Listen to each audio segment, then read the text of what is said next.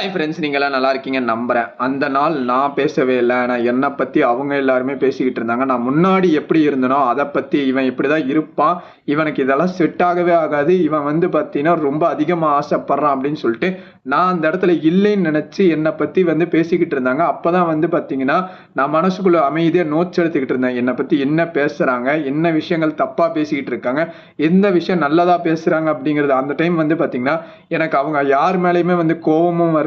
அதே மாதிரி நான் வந்து எந்த விஷயமா ஃபீலிங்ஸும் எதுவுமே படாம வலிக்கவும் இல்லாம அமைதியா வந்து கேட்டுக்கிட்டு இருந்தேன்.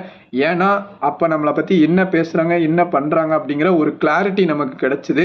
அந்த கிளாரிட்டினால தான் வந்து பார்த்தீங்கன்னா நான் இங்க இருக்கக்கூடிய யாருக்கும் நம்மளை பத்தி ப்ரூவ் பண்ணி புரிய வைக்கணுங்கிற அவசியம் இல்லை. முக்கியமா நம்ம லைஃப்ல ப்ரூவ் பண்ணி ஓடணும் அப்படிங்கிறது மட்டும்தான் என்னோட குறிக்கோளா இருந்துட்டு இருந்தது.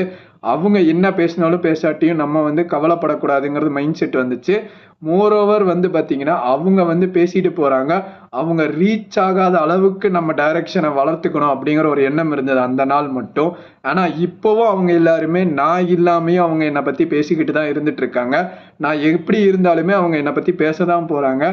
நீங்க உங்களோட லைஃப்ல இந்த மாதிரி ஏதாவது நடந்திருந்ததுன்னா கீப் கோயிங், சைலண்டா நீங்க மூவ் ஆன் ஆயிட்டு போயிட்டே இருங்கிறத பத்தி சொல்லிட்டு இந்த வீடியோ முடிக்கிறேன். நாளைக்கு பார்க்கலாம். Tata bye by.